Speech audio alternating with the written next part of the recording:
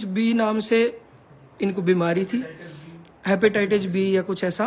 तो वो एक पीलिया था और जिसको संभाला नहीं गया टाइम से, कि छोटी सी चूक मुझे भी लगती है और साथियों को भी लगती है। लगभग 4 महीने पहले वीनू गौड़ भाई ने और पीके भाई ने यूं बोला था कि राजू, क्योंकि वीनू गौड़ भाई का थोड़ा मेडिकल लाइन से भी लिंक रहा है, तो वो बोला भाई थोड़ा मैंने नू लगा है, पीलिया की शिकायत लगा है। तो आप देसी जो घर परिवार के लोग हैं, जो आम घर परिवारों से आप ज्यादा सीरियस लेते नहीं छोटी मोटी चीजों को, नू मान जा कोई बात नहीं, जब तक तकलीफ नहीं होती अंदर। तो राजू भाई भी मस्ती वाले आदमी थे, नु बोले भाई कोई दिक्कत को नहीं, बोला मैं ठीक हूँ, खाम का डॉक्टर का जाऊंगा दिखाऊंगा कि मैं बता देगा और टेंशन हो जाएगी। तो उस चीज को संभाला नहीं टाइम से और बहुत लेट संभाला।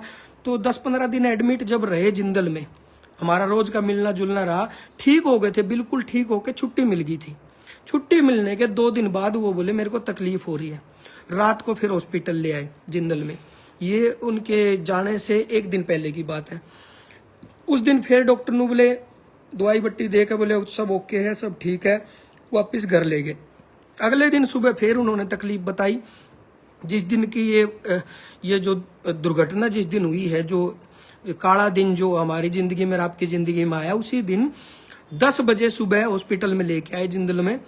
हम भी गए, मैं गया, खासाड़ा 4 भाई गया, और भी साथी थे, जैसे सोनू कारणपुरिया है, श्रवण बलम्बिया है, तो सारे साथी हम पहुंच गए थे सुबह इमरजेंसी में जब उनके लेके गए।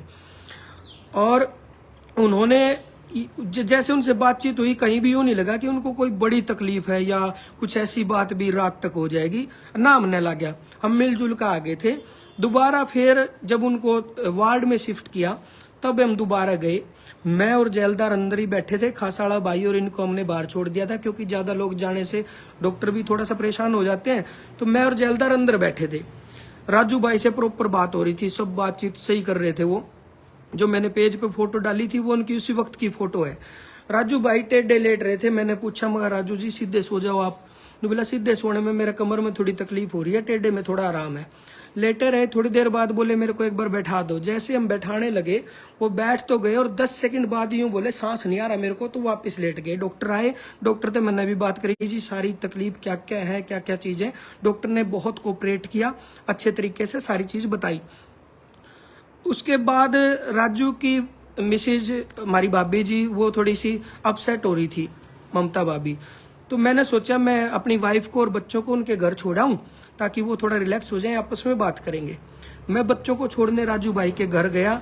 जैसे ही उनको उतारने लगा तो इतने में जेलदार भाई का फोन आ गया। वो रो रहा था, बोला सर जल्दी आ जाओ, वेंटिलेशन पे लेने लग रहे हैं।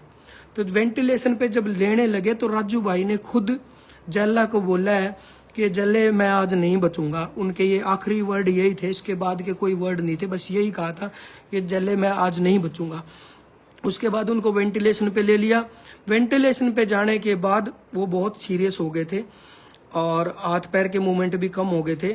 फिर किसी साथी ने यूं बोला कि वहीं स्टाफ में कोई साथी था, बोला इसमें वेंटिलेशन में एक बड़ा मुद्दा ये रहता है, एक तो थोड़ा बस ब्रेन एक्टिव रह जावे और जो आंखों की पुतलियां है ना, ये नहीं ठहरनी चाहिए। तो जो बड़े भाई हैं श्री राम, राजू के ताऊ जी के लड़के, वो गए अंदर। उन्होंने राजू से कुछ बोल के देखा, उन्होंने पलक भी झपकाई है और पुतली भी झपकाई है और उन्होंने इशारा भी किया गर्दन से। मेरा यकीन नहीं है, उसने बाहर आकर नु बताया बोला सही है, नू एक्टिविटी है। मैं यार मैं जब का खड़ा था जब तक तो हाथ पैर या उंगली कुछ भी नहीं हिल रहा था। फिर मैं खुद देख के आऊंगा जब मेरा यकीन होगा। मैं गया अंदर, राजू पे मैंने पूछा माँ जी, मैंने बोल के देखा माँ सर आपको कोई दर्द तो नहीं है, कोई पेन तो नहीं है? तो राजू ने मेरी तरफ यूं ये आंखें करी और गर्दन ना में हिलाई, पुतली भी हिली थी। मैं रिलैक्स हो गया। बाहर आकर मैंने सब तब बताई, मुझे टेंशन खत्म होगी, ये सारी रिकवरी हो जाएगी। बल्कि स्टाफ वाला एक भाई था वही मेडिकल स्टाफ का, मैं भाई नूनू पलक झपकाई, मेरी खुद बात हुई है। तो उन्होंने बोला फिर ठीक है, बोले अगर पलक झपकाई हर बात हुई है तो फिर ज्यादा तकलीफ वाली बात है नहीं। लेकिन बस ये आखिरी था जो ये पलक झपकाई और इशारा किया, उसके बाद आंखें भी ठहर गई और ब्रेन ने काम छोड़ दिया।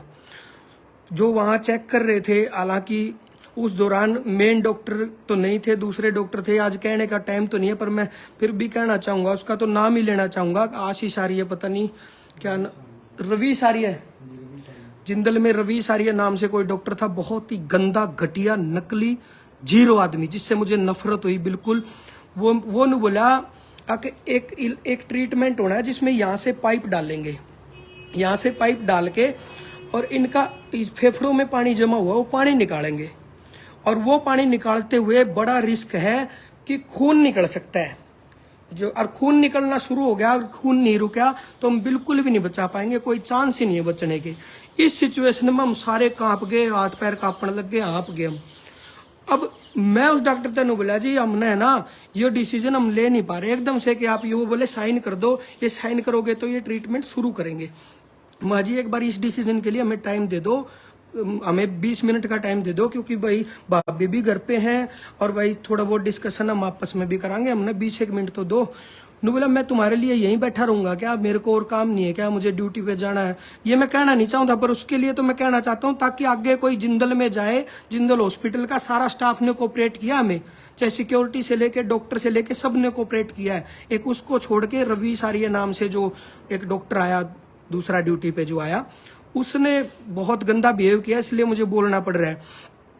बाकी सब ने जैसे विनोद है सिक्योरिटी में, या फिर वहाँ पे करमवीर जी हैं, या फिर जो उस डॉक्टर स्टाफ में है खुद डॉक्टर विवेक बंसल जी ने बहुत अच्छे से कोऑपरेट किया, और मोनू भाई हैं, काफी लोग हैं जिन्होंने बहुत अच्छे से, जो मेन डॉक्टर विवेक बंसल है उन्होंने बहुत अच्छे से समझा था दिन में जब शाम को दिक्कत हुई थी। लेकिन रात को उस डॉक्टर ने हमें पजल कर दिया, बहुत दिमाग बिल्कुल खराब हो गया, हाथ पे मैंने उसके डॉक्टर के यूं हाथ जोड़े बिल्कुल, मखा जी 20 मिनट दे दो जी, एक नैतिकता के तौर पर दे दो, नू सोच लो आपका कोई फैमिली का एडमिट है।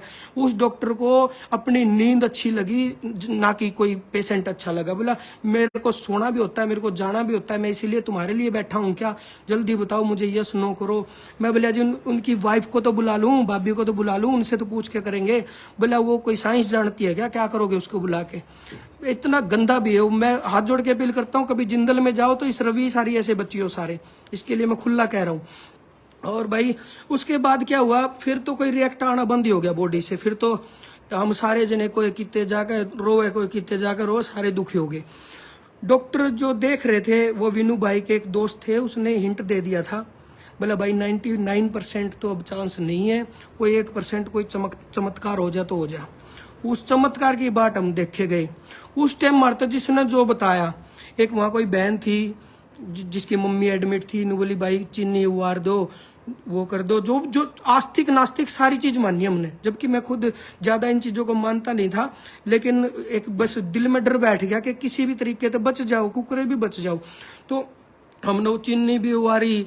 फिर सिक्योरिटी वाले एक अंकल थे, बहुत अच्छे थे, मेरे को नाम नहीं पता उनका, वो अंकल बोले यार मंदिर के बराबर में एक शिवलिंग है, वहां से तुम जल चढ़ा के आधा पानी यहाँ लिया, इसके ऊपर तो उबार दो, मैंने देखा है ऐसे केस में बचते हुए। हमने वो भी करा, जो चीज पॉसिबल थी हमने सारी करी। डॉक्टर अपनी कार्रवाई में लग रहे थे, रामापणी में भी लग रहे थे, भाई जिस चीज पे भी लग जाए, फोनना पे झाड़ा लगवाना, और जिन चीजों का हालांकि मैं समर्थन बहुत ज्यादा करता नहीं था, लेकिन एक जब बिल्कुल करीब भी जाओ तो उस टाइम तो हर ट्रीटमेंट करा भाई, चाहे कुछ भी बता दो। और हमने ये तक कह दिया था भाई कुछ भी हमने अपने शरीर का किसी अंग को अगर राजू के लिए देना पड़ा तो हम उस चीज के लिए भी रेडी है। हमने डॉक्टर तक सब कुछ कह दिया था, महाजी दिल्ली तय बाहर तय कितने तक भी डॉक्टर आके बचा सकता हो ना, एक बार कुकरे भी कर दो। मखा जी हम कितने ले जा सका तो बता दो। मैंने दिल्ली भी बात की, BL कपूर में बात की, डॉक्टर डबास हैं बहुत अच्छे हैं, उनसे बात की जी, मखा दिल्ली ले आ सका। हाँ एक और दोस्त है गोविंद भाई ने बात कराई एक डॉक्टर से, उनसे भी बात की। मखा जी एक बार दिल्ली ले जान जुकर है या कहीं ले जान जुकर हो तो बता दो। वो बोले भाई वेंटिलेशन हटाते ही नीचे तक का भी रिस्क है भाई, नीचे तक भी तुम ले जाओगे तो फिर हमारे पास ऑप्शन से खत्म हो गए। फिर तो बस हाथ जोड़े और भगवान तक प्रार्थना करी कि किसी भी तरीके से राजू को बचा दो। फिर लगभग 1 बजे के आसपास डॉक्टर जो है देख रहे थे, उनने कह दिया भाई लेडीज को घर भेज दो, अगर लेडीज आई हुई है तो। उस टाइम मारा फिर हो गया मखाई, तो बिल्कुल ही चांस खत्म ही हो चुके हैं। जब डॉक्टर ने इतनी बात कह दी, क्लियर तो हिंट दिया नहीं पर इशारा सा दे दिया, तो हमारा हो गया था नू। फिर सब लोग हम दुखी हो गए, हमारे पास कोई ऑप्शन नहीं बचा। फिर तो थोड़ा थोड़ा मैसेज देना शुरू किया, बस भाभी को नहीं बताया, और जो यार दोस्त थे उनको सबको हमने थोड़ा थोड़ा बताया। सुबह 5 पता नहीं 4:30 बजे के आसपास उन्होंने क्लियर कर दिया, फिर वेंट वगैरह हटा दिए। फिर तो सारे सुन्न हो गए, हम सब रोने लग गए, वहाँ सब बुरी तरह रोने लग गए। सारे दोस्त राजू के वहाँ पे मौजूद थे। तो ये थे जो बीमारी की जो थी कंडीशन वो बता रहा था।